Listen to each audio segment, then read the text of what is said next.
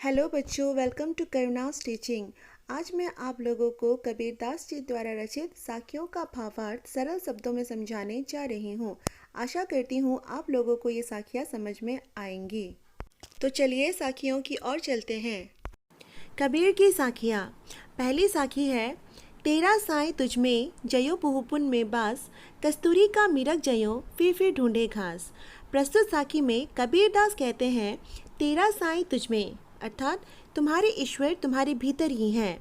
जयो पुहुपुन में पास, जिस तरीके से फूलों की खुशबू फूलों में रहती है, ठीक उसी प्रकार से तुम्हारे ईश्वर भी तुम्हारे भीतर ही हैं। कस्तूरी का मिरक जयो फिर ढूंढे घास, जिस प्रकार से एक विशेष नर हिरण की नाभि में कस्तूरी नामक सुगंधित पदार्थ होता है और वो उस सुगंधित पदार्थ की तलाश पूरे जंगलों में करता है, ठीक हम मनुष्य भी ईश्वर का निवास हमारे भीतर होते हुए भी हम ईश्वर की तलाश इधर उधर करते रहते हैं। तो कबीरदास कहना चाहते हैं कि ईश्वर हमारे भीतर ही है, उनकी तलाश हमें इधर उधर करने की ज़रूरत बिल्कुल भी नहीं है।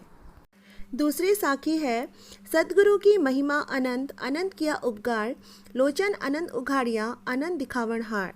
प्रस्तुत साखी में कबीरदास सच्चे गुरु के बारे में बताते हुए कहते हैं, सदगुरु की महिमा अनंत अनंत किया उपकार। सच्चे गुरु की महिमा अपार व असीमित होती है और उन्होंने हम पर इतने उपकार किए हैं कि उसकी गिनती ही हम नहीं कर सकते हैं। लोचन अनंत उघाड़िया, उन्होंने तो मानो हमारी आंखें ही खोल दी है। अनंत दिखावनहार, और हमें अज्ञानता के अंधकार से निकालकर ज्ञान का रास्ता दिखा दिया है। तीसरी साखी है, गुरु कुम्हार शिष्य कुंभ है, गड़ी गड़ी काड़े खोट, अंतर हाथ सहार दे बाहर बाहें चोट। तो कबीरदास इन साखी में कहते हैं, गुरु कुम्हार है, कुम्हार का अर्थ है मिट्टी के बर्तन बनाने वाला व्यक्ति। शिष्य कुंभ है और शिष्य जो है वो मिट्टी के घड़े हैं। गड़ी गड़ी काड़े खोट, जिस प्रकार से कुम्हार घड़ा बनाते समय कड़े हाथों से मिट्टी को गूंथता है, ठीक उसी प्रकार गुरु भी कठोर स्वभाव अपनाते हुए अपने शिष्यों की कमियों को दूर करने का प्रयास करते हैं। अंतर हाथ सहार दे बाहर बाहें चोट। फिर कबीरदास कहते हैं कि जिस प्रकार कुम्हार मिट्टी के सुंदर घड़े बनाते वक्त बाहर से तो घड़े पर चोट मारता है, परंतु अंदर से उसे हल्के हाथों से सहारा भी देता है ताकि घड़ा टूट ना जाए, ठीक उसी प्रकार गुरु भी अपने शिष्यों के अवगुणों व कमियों को दूर करने के लिए बाहर से तो सख्त वो कठोर होते हैं, लेकिन अंदर से नम्र भावना वो प्रेम भावना रखते हुए अपने शिष्यों को सामान्य व्यक्ति वो सफल व्यक्ति बनाने का पूर्ण प्रयास करते हैं। चौथी साखी है, पोथी पढ़ी पढ़ी जग मुआ, पंडित भया ना कोई, ढाई आखर प्रेम का पढ़े सो पंडित होए।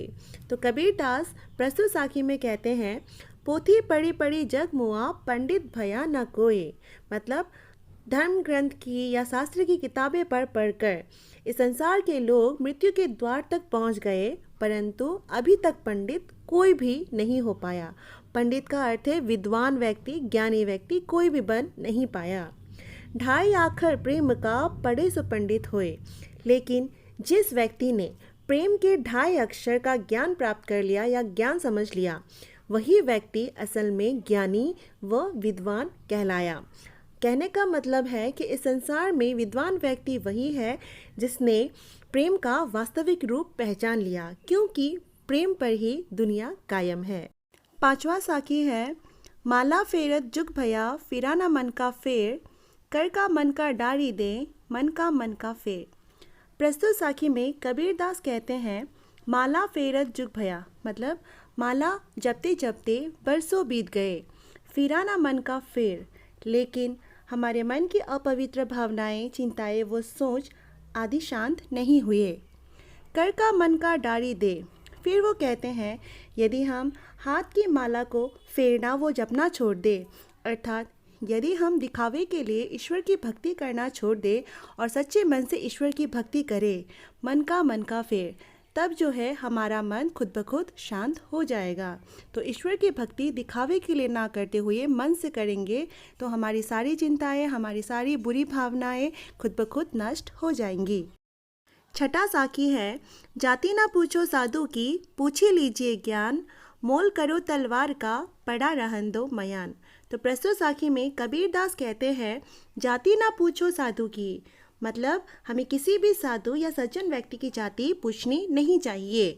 पूछ ही लीजिए ज्ञान, यदि हमें पूछना ही है तो हमें उनके ज्ञान के बारे में पूछना चाहिए। मोल करो तलवार का, पड़ा रहन दो मयान। जिस प्रकार से हम तलवार खरीदते समय तलवार की धार को देखते हुए उसका मोल भाव करते हैं, ना कि उसके मयान को देखकर, ठीक उसी प्रकार से हमें सज्जन व्यक्ति की जाति को ना पूछकर उसके ज्ञान को पूछना चाहिए, क्योंकि ज्ञान से बढ़कर इस संसार में और कोई भी वस्तु नहीं है और किसी की जाति से हमें किसी के ज्ञान का बोध नहीं होता है। 7वां साखी है, बुरा जो देखन मैं चला, बुरा ना मिलिया कोई, जो दिल खोजा अपना, मुझसा बुरा ना कोई। तो प्रस्तुत साखी में कबीर दास कहते हैं, बुरा जो देखन मैं चला, बुरा ना मिलिया कोई। मतलब इस संसार में मैं जब बुरे लोगों की तलाश करने निकला तो मुझे कोई बुरा नज़र नहीं आया। जो दिल खोजा अपना, मुझसा बुरा ना कोई। लेकिन जब मैंने अपने मन में झांका तो मुझे मुझसे बुरा इस संसार में कोई भी नज़र नहीं आया। अर्थात संसार को हम जिस दृष्टि से देखते हैं, संसार हमें वैसा ही नज़र आता है। इसीलिए किसी के अंदर बुराई खोजने से अच्छा है कि हम उसके अच्छे गुणों की तलाश करें, और साथ ही साथ यदि हमारे अंदर अच्छाई है तो हम लोगों में अच्छाई ही देखते हैं, यदि हमारे अंदर बुराई है तो हम लोगों में बुराई ही देखते हैं। 8वां साखी है, जिन ढूंढा तीन पाइया गहरे पानी पेट, जो बौरा डूबन डरा रहा किनारे बैठ। तो प्रस्तुत साखी में कबीर दास कहते हैं, जिन ढूंढा तीन पाइया गहरे पानी पेट।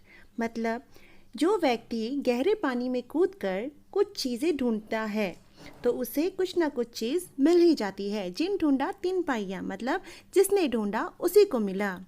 जो बौरा डूबन डरा, लेकिन जो पागल व्यक्ति, जो नासमझ व्यक्ति डूबने से डर गया, हाँ पानी में कूदने से वो डर गया, रहा किनारे पैठ, वो किनारे पर ही रह जाता है। अर्थात जो कोशिश करता ही नहीं उसे कुछ भी हासिल नहीं होता, लेकिन जो इंसान कोशिश करता है उसे कुछ ना कुछ हासिल ज़रूर होता है। तो सफल होने के लिए ज़िंदगी में कोशिश करना बहुत ही ज़्यादा ज़रूरी है। 9वां साखी है, जा घट प्रेम ना संचरे, सो घट जान मसान, जैसे खाल लोहार की, सांस लेत बिनु प्राण। प्रस्तुत साखी में कबीर दास कहते हैं, जा घट प्रेम ना संचरे, अर्थात जिस मनुष्य के हृदय में प्रेम की भावना नहीं है, सो घट जान मसान, वह मनुष्य मृत शरीर के समान होता है। जैसे खाल लोहार की, सांस लेत बिनु प्राण। जिस प्रकार लोहार की खाल में जिस चमड़ी का इस्तेमाल किया जाता है वह चमड़ी मृत पशु की होती है, फिर भी वो सांस लेती है, अर्थात किसी न किसी रूप में उपयुक्त होती है।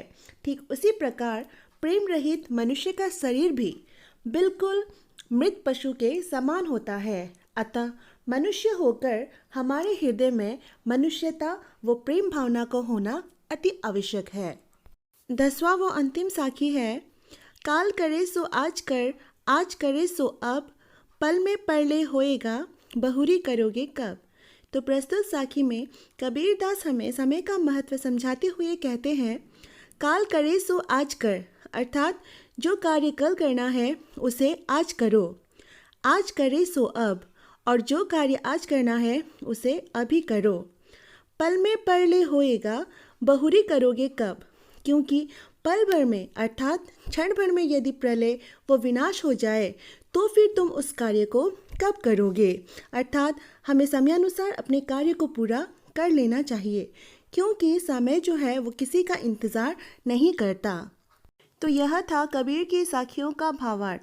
आशा है आप लोगों को ये भावार्थ समझ में आए होंगे। इस वीडियो पर बने रहने के लिए आप लोगों का बहुत बहुत धन्यवाद। अगर वीडियो पसंद आए तो लाइक, शेयर, कमेंट और सब्सक्राइब कीजिएगा।